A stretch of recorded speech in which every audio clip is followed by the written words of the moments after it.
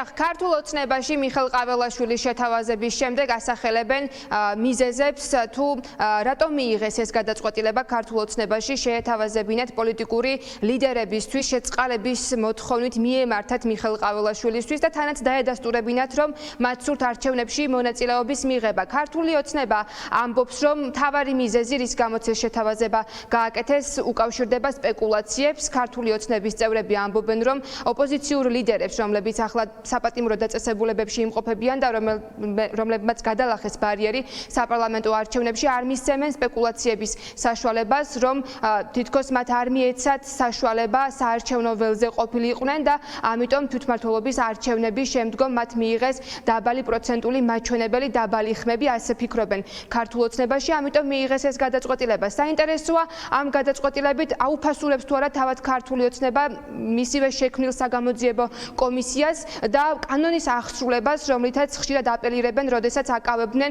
პოლიტიკურ ლიდერებს. ამ კითხვებზე დღეს ჩვენ პასუხები ვერ მივიღეთ, ასევე საინტერესოა, ამით სურს თუ არა ქართულ ოცნებას აღიარება, ლეგიტიმაციის მინიჭება, რომელთან დაკავშირებითაც საკმაოდ ბევრი კითხვის ნიშანი არსებობს. დღეს ეს კითხვები დაუშვით ქართული ოცნების წარმომადგენლებს. ისინი მიიჩნევენ, რომ თუ კი ოპოზიციურ პარტიებს სურთ არჩევნებში მონაწილეობის მიღება, იმისთვის რომ სპეკულაციებს თავი დაანებონ, ამისთვის შეუძლიათ მიმართონ მიხეილ ყაველაშვილს, გამოიყენონ ეს უფლება და შემდგომ საარჩევნო ველზე თავისუფლება მოიპოვონ და ასევე იმუშაონ საარჩევნო პერიოდში.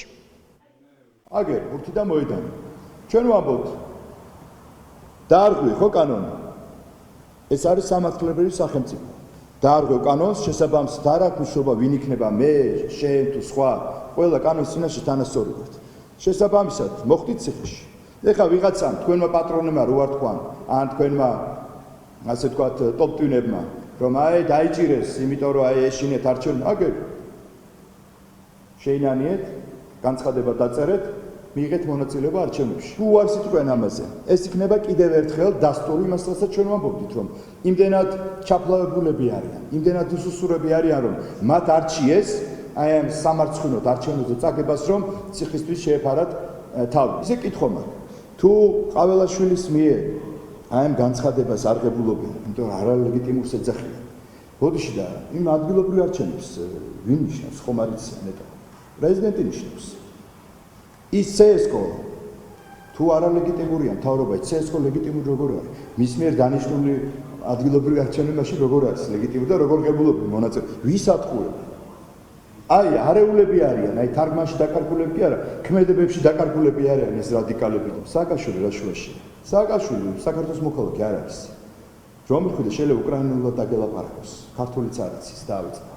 ბატონმა პრეზიდენტმა მიიღო ეს გადაწყვეტილება, რომ სასპეკულაციო ველი არ დაუტოვოს ფიზიკურად არავის, არც ქვეყნის შიგნით, არც ქვეყნის გარეთ იმასთან დაკავშირებით, რაზეც ახლა საუბრობენ, რომ თითქოს რაღაცა პოლიტიკური დევნა არის დაწყებული. სააკაშვილი, რომელიც უკვე იხდის სასჯელს და კიდე აქვს მოსახდელი, რა თქმა უნდა, ვერანაირად ვერ იქნება ამ სიაში გათვალისწინებული და არასდროს არ იქნება ასეთ სიაში გათვალისწინებული, ვინაიდან მიხეილ სააკაშვილმა, რა თქმა უნდა, ბოლო წუთამდე უნდა მოიხადოს ის სასჯელი, რაც მას ეკუთვნის. უნდა აღინიშნოს, რომ დღეს ქართული ოცნების წევრები განსაკუთრებული კრიტიკით გამოირჩეოდნენ იმ პოლიტიკური პარტიების და ლიდერების წინააღმდეგ, რომლებიც არიან დაპატიმრებულები და რომლებმაც თქვეს, რომ არჩევნებში მიიღებენ მონაწილეობას და არ დაუთმობენ ქართულ ოცნებას, ქვეყანას, რომ რუსულ რელსებზე იყოს და რომ უბრძოლველად დაუთმონ ძალაუფლება. ეს პარტიები არიან ლელო საქართველოსთვის, გახარიას პარტია და შესაბამისად ამ პარტიების წინააღმდეგ დღეს განსაკუთრებული აგრესია გამოიჩინეს ქართული ოცნების წევრებმა. ამით შეიძლება ვიფიქროთ, რომ სწორედაც ბიძინა ივანიშვილის მიზანია, რომ ამ არჩევნებში ის მარტო დარჩეს საკუთარ პარტიასთან ერთად და ბოლომდე ჩაიგდოს ქვეყანაში ძალაუფლება. რა არგუმენტიც აქვთ ახლა პოლიტიკურ პარტიებს, რომლებმაც თქვეს, რომ მიიღებენ არჩევნებში მონაწილეობას. ქართულ ოცნებაში ახლა ელოდებიან პოლიტიკური ლიდერების მხრიდან განცხადებებს. განცხადება იმის შესახებ მიმართავენ თუ არა მიხეილ ყაველაშვილს შეწყალების მოთხოვნით უკვე ცნობილია პოლიტიკური პარტიების მხრიდან, ისინი ამას არ აპირებენ, რადგან ყაველაშვილის როგორც პრეზიდენტის ლეგიტიმაციას არ აღიარებენ, ხოლო რაც შეეხება არჩევნებში მონაწილეობას, ოპოზიციური პარტიების ნაწილი ფიქრობს, რომ ახლა არ უნდა დაუთმონ ქართულ ოცნებას უბრძოლველად ყოფნა და ძალაუფლების ხელში ჩაგდება და ნაწილი აპირებს რომ მიიღოს მონაწილეობა, ხოლო ნაწილს აქვს არგუმენტი, რომ ამით ქართულ ოცნებას სურს ლეგიტიმაციის მინიჭება.